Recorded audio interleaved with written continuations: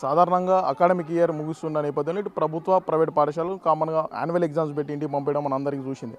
కానీ మహబూబాబాద్ జిల్లా కొరివి మండలంలో బల్పాల గ్రామంలో ఎంపీపీఎస్ బల్పాల ప్రాథమిక పాఠశాలలో టీచర్స్ ఇటు విద్యార్థులకు వినూత్నంగా తమ పాఠశాలలో ఉన్న అన్ని సౌకర్యాలు బాగున్నాయి, విద్య కూడా ఎంతో బాగుందని ఇక్కడ విద్యార్థులు వాళ్ళ తల్లిదండ్రులకు లెటర్ రాసి తమ పాఠశాల బలోపేతానికి ఇటు విద్యార్థులు ఎంతో కృషి చేస్తున్నారు. ఇప్పుడు ఎంతో హాట్ టాపిక్గా విద్యార్థుల యొక్క పనితీరు మారింది. అయితే గ్రామంలో చాలామంది ప్రైవేట్ స్కూల్కి వెళ్తున్నారు, కాకపోతే ఇక్కడ మాకు ఒక పైసా ఖర్చు లేదు, మా గ్రామం నుండి అందరూ కూడా మా పాఠశాలకు రండి అని ప్రాథమిక పాఠశాలకు సంబంధించిన విద్యార్థులు పోస్ట్ కార్డు ద్వారా వాళ్ళ తల్లిదండ్రులకు పోస్ట్ చేస్తున్నారు. ప్రస్తుతం మనం ఎంపీపీఎస్ ప్రాథమిక పాఠశాల బలపాల్లో ఉన్నాము. ఇక్కడ చూసుకోవచ్చు విజువల్లో ఇది చాలా ఆహ్లాదకరమైన వాతావరణం ఉంది, ఎంతో పచ్చని వాతావరణం, చుట్టూ చెట్లతో కూడిన వాతావరణం ఉంది. ఇక్కడ పిల్లలు సంబంధించి ప్రాథమిక పాఠశాలలో విద్యార్థులు రెగ్యులర్గా స్కూల్కి రావడానికి ఇటు గోడల మీద కూడా సంబంధించి మన అన్ని చిత్రపటాలు ఉన్నాయి, ఎంతో అట్రాక్షన్గా కూడా ఈ పాఠశాల ఉంది. అయితే సాధారణంగా పాఠశాల ఎండింగ్ టైంలో మన ఎగ్జామ్స్ పెట్టి ఇంటికి పంపించడం చూసాం, కానీ ఇక్కడ బలపాలకు సంబంధించిన ప్రాథమిక పాఠశాలకు సంబంధించిన విద్యార్థులు మాత్రం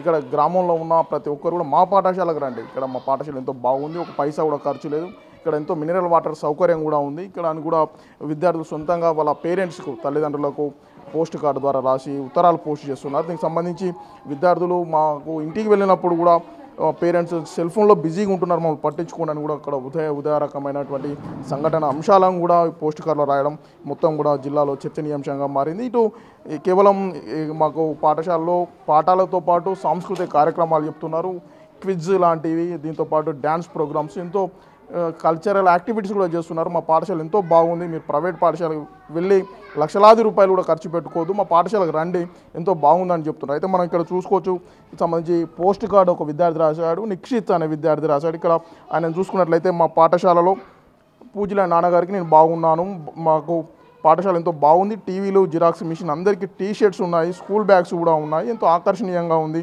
ఇక్కడ గ్రామంలో చాలామంది మన ఇంటి పొరుగు వారికి చెప్పండి, అందరినీ కూడా మా పాఠశాలకు పంపండి అని కూడా ఎంతో అందరిని ఆకట్టుకునే విధంగా అతను పోస్ట్ కార్డు ద్వారా రాసి అందరికి చేశారు. ఇంకొక ముఖ్యమైన ఒక అంశం ఉంది, ఇక్కడ మీ ఇంటికి వచ్చినప్పుడు అందరూ కూడా సెల్ ఫోన్లో బిజీగా ఉంటున్నారు, నా హోంవర్క్ కూడా చూసేవారు లేరని కూడా ఈ నిక్షిత్ ఒక లెటర్ రాసి ఎంతో హృదయ విదారకమైన అంశాలను కూడా అతను ఆ లెటర్లో పోస్ట్ చేశాడు.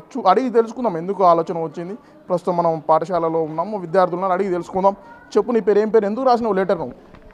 నా పేరు నిక్షిత్, నేను 4వ తరగతి చదువుతున్నాను. మా పాఠశాల పేరు ఎంపీపీఎస్ బలపాల.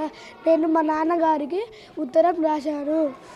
ఇరుగు పొరుగు వాళ్ళు, ప్రైవేట్ వాళ్ళు మా స్కూల్కి రావాలని ఉత్తరం రాశాను. అందరికీ T shirts, tie belt, ID card అన్నీ ఉచితంగా ఇస్తున్నారు. నువ్వు చెప్పు, నువ్వు రాసినావు, నువ్వు కూడా మీ నాన్నకి లెటర్ రాసినావు, ఎవరికి రాసినావు నువ్వు లెటర్, ఏమని రాసినావు? నా పేరు దినేష్ విపుల్, నేను 5వ తరగతి చదువుతున్నాను. మా స్కూల్ పేరు ఎంపీపీఎస్ బల్పాల. నేను అందరూ ఇరుగు పొరుగు వారు, ప్రైవేట్ బడి వాళ్ళు అందరూ మా స్కూల్కి రావాలని పోస్ట్ రాశాను. టీషర్ట్స్, టై, బెల్ట్, బ్యాగ్స్ ఇంకా అన్నీ ఉచితంగా దొరికాయి. ఒక్క రూపాయి కూడా ఖర్చు లేకుండా చదువు చెప్తున్నారు, అన్ని సౌకర్యాలు మంచిగా ఉన్నాయి. నువ్వు కూడా లెటర్ రాసినావు, ఎవరికి రాసినావు లెటరు, ఏమని రాసినావు? నా పేరు దుర్గా శర్వాణి, నేను 4వ తరగతి చదువుతున్నాను. నేను మా నాన్నగారికి ఉత్తరం రాశాను. మా స్కూల్లో పైసా ఖర్చు లేకుండా చదువు చెప్తున్నారు, మా టీచర్లు అన్ని సబ్జెక్టులు చదువు బాగా చెప్తున్నారు. నువ్వు చెప్పు అమ్మాయి, నువ్వు ఎన్నో తరగతి చదువుతున్నావు, ఏం పేరు నీ పేరు? నా పేరు వర్షిణి, నేను 4వ తరగతి చదువుతున్నాను. నేను మా నాన్నగారికి ఉత్తరం రాశాను. ప్రైవేట్ పాఠశాలకు వెళ్ళే పిల్లలంతా మా బడికి రావాలని ఉత్తరం రాశాను. మా పాఠశాలలో గోడలపై రంగురంగుల చిత్రాలున్నాయి. మినీ వాటర్ ప్లాంట్, టీవీలు, ఐడి కార్డ్, టై, బెల్ట్ ఉచితంగా, అన్ని సౌకర్యాలు ఉచితంగా ఇస్తున్నారు. మా నాన్నగారు ఇంటికి వెళ్ళేసరికి అందరూ సెల్ ఫోన్లతో ఉంటున్నారు. అంతకుముందు నా హోంవర్క్స్ అన్నీ చూసేవారు, ఇప్పుడు సెల్ ఫోన్లతో బిజీగా ఉంటున్నారు. మొత్తానికి ఏదైతే ఈ అకాడమిక్ ఇయర్ 2024-25 ముగిస్తుందో 25-26 అకాడమిక్ ఇయర్లో పిల్లలు ప్రైవేట్ పాఠశాలకు వెళ్తున్న నేపథ్యంలో అందరూ కూడా మా పాఠశాలకు రండి అంటూ ఇటు సంబంధించి 4వ తరగతి 5వ తరగతి విద్యార్థులు సొంతంగా స్వయహస్తాలతో పోస్ట్ కార్డులు ఇంగ్లాండ్ లెటర్ రాసి పోస్ట్ చేస్తున్నారు. అయితే ముఖ్యంగా దీనికి సంబంధించి ఏదైతే గతంలో సెల్ ఫోన్ ప్రపంచం కంటే ముందు మా హోంవర్క్ చూసేవారు, కానీ ఇప్పుడు ప్రస్తుతం అంతా ఉదయం నుంచి సాయంత్రం వరకు అందరు సెల్ ఫోన్లో బిజీగా ఉంటున్నారు, మా హోంవర్క్ కూడా చూడడం లేదని చిన్నారులు తమ మాటలు చెప్తున్నారు. దీనికి సంబంధించి ప్రస్తుతం ఈ ఎంపీపీఎస్ బలపాల ప్రాథమిక పాఠశాలకు సంబంధించిన విద్యార్థులు రాస్తున్న లెటర్ జిల్లా అందరినీ కూడా ఎంతో ఆకర్షణీయంగా నిలుస్తుంది. ముఖ్యంగా ప్రభుత్వం ఏదైతే రేవంత్ సర్కార్ ఏర్పడిన తర్వాత గతంలో ఎన్నడూ లేని విధంగా ముఖ్యంగా ప్రాథమిక విద్యకు కూడా ఎంతో పెద్దపీట వేస్తుంది. గత సర్కార్ హయాంలో ఎన్నో వందలాది పాఠశాలలు, ముఖ్యంగా మహబూబాబాద్ లాంటి గిరిజన జిల్లాలో ఎన్నో వందలాది పాఠశాలలు మూతపడ్డాయి. ఎప్పుడైతే రేవంత్ సర్కార్ ఏర్పడిన తర్వాత ప్రాథమిక పాఠశాల అన్ని విద్యకు మూలమైన ఉద్దేశంతో రేవంత్ సర్కార్ అన్ని మూతపడిన పాఠశాలన్నీ కూడా తెరిపించి విద్యకు కూడా పెద్దపీట వేస్తున్న నేపథ్యం దీన్ని చూస్తే అర్థం పడుతుంది. ప్రత్యేకించి పిల్లలే స్వయంగా ఇక్కడ పిల్లలే మా స్కూల్ బాగుందని లెటర్ రాయడం చూస్తే ప్రభుత్వం పాఠశాలకు ఏ విధంగా సహకరిస్తుందో అర్థం చేసుకో. దీనికి సంబంధించి పాఠశాల ప్రిన్సిపాల్ మేడం ఉన్నారు, అడిగి తెలుసుకుందాం. మేడం నమస్తే, ఎట్లా ఉంది పిల్లలు ఒక అద్భుతమైన కార్యక్రమాన్ని శ్రీకారం ఎలా చూస్తారు మీరు దీన్ని? ప్రభుత్వ బడుల బలోపేతం కోసము ఈ వినూత్న కార్యక్రమాన్ని చేపట్టడం జరిగింది. ఈ ఊరు చాలా పెద్ద విలేజ్. ఇక్కడ నుండి దాదాపు ఒక 1 to 5th వాళ్ళు ఒక 50 మంది పిల్లలు బయటికి వెళ్ళడము బాధాకరం అనిపిస్తుంది. ఎందుకంటే మేము ఎన్నో ప్రయత్నాలతోని ఎన్నో టెస్టులతోని ఇక్కడికి గవర్నమెంట్ టీచర్లుగా డిఎస్సి ద్వారా అన్ని పరీక్షల పోటీ ప్రపంచంతో నెట్టుకొని మేము ఇక్కడికి వచ్చినాము. ఇక్కడికి వచ్చి చూస్తే చదువు చెప్పుదామనేసరికి క్లాస్ రూమ్లలో పిల్లలు లేకపోవడం, మేము 4గురికైనా 40 మందికైనా అదే చదువు చెప్తాం కాబట్టి పేరెంట్స్ అందరూ కూడా కదలిక రావాలని పిల్లలతో పేరెంట్స్కి అంటే ఇక్కడ వాళ్ళు పొందేటువంటి సౌకర్యాలన్నీ కూడా పేరెంట్స్కి తెలియడంతో పాటు వాళ్ళకు తెలియడమే కాకుండా పక్కన ఉన్నటువంటి ఇరుగు పొరుగు పిల్లలందరూ ప్రైవేట్ పాఠశాలకు పోయే పిల్లల్ని కూడా ఎందుకు మీరు అక్కడికి చేరుస్తున్నారు, మా పాఠశాలకి రండి, ఇక్కడ పైసా ఖర్చు లేదు, మా పిల్లలు కూడా చదువుతున్నారు కదా, ఇక్కడికి తేడా గమనించండి మీరు అని ఈ పద్ధతి ద్వారా మనకు ఉత్తరాల ఉద్యమాలు గతంలో ఎన్నో జరిగాయి. ఉద్యమాలతో మనం సాధించినటువంటి గత చరిత్రలో మనం ఎన్నో చూసాము, ఎన్నో సందర్భాలను చూసాము. మనం ఉదాహరణకు చెప్పుకుంటే నెహ్రూ గారు జైల్లో ఉన్నప్పుడు ఇందిరాగాంధీకి లెటర్ రాస్తూ ఈ విధంగా అంటే బయట ఉన్నటువంటి ప్రపంచానికి తాను ఎట్లా మసలుకోవాలనే విధంగా ఆ రోజులలో ఉత్తరాలు ఆ విధంగా ప్రభావితం చేశాయి. కానీ ఇప్పుడు ఇంకొక కాన్సెప్ట్ ఏంటంటే కనుమరుగైపోతున్నటువంటి ఉత్తరాలు వాటి విలువ పిల్లలకు తెలియాలి, అవి రాసే విధానం తెలియాలనే ఉద్దేశంతో ఇది 2 రకాలుగా మేము దీన్ని ఉపయోగించడం జరిగింది. మనకు దాదాపుగా 4th నుంచి మనం ఈ ఉత్తరాలు రాయడం అనేది 4th క్లాస్ పిల్లల నుంచి డిగ్రీ పిల్లల వరకు కూడా ప్రతి ప్రశ్నపత్రంలో ప్రతిసారి కూడా అందరూ కాంపిటీషన్ ఎగ్జామ్లో ప్రతి ఎగ్జామ్ పేపర్లో కూడా అంటే ఇంగ్లీషు హిందీ తెలుగులో లెటర్ రైటింగ్కు ఖచ్చితంగా ఒక అంశం ఉంటుంది. అది కూడా డెవలప్ చేయాలనే ఉద్దేశంతో డిగ్రీ వరకు కూడా పనికొస్తుందని లెటర్ రైటింగ్ వ్రాయడం, క్షేత్ర పర్యటనకు కూడా తీసుకెళ్ళాం పిల్లల్ని. పోస్ట్ బాక్స్ విధులేంటి, అసలు పోస్ట్ ఆఫీస్ యొక్క విధులేంటి, దాన్ని ఏం చేస్తారు అని అక్కడ పోస్ట్ మాస్టర్తో కూడా మాట్లాడించి వాళ్ళకు ఆ వివరాలన్నీ కూడా తెలియజేయడం జరిగింది. ఎందుకంటే ఇక్కడ చాలామంది పేరెంట్స్ ఏమైనా కేవలం స్టేటస్ కోసమే బయటికి పంపిస్తున్నారు. ఇక్కడ మేము చదువు చెప్పట్లేమని కాదు, కేవలం మేము డబ్బులు పెట్టి మా పిల్లల్ని చదివిస్తున్నామనే కేవలం స్టేటస్ కోసమే పిల్లల్ని పంపిస్తున్నారు. అదంతా కూడా వాళ్ళు తెలుసుకొని రియలైజ్ కావాలి. మేము ఇంత మంచి చదువులు చదువుకొని వచ్చినాము, ఇక్కడ మమ్మల్ని వినియోగించుకోండి.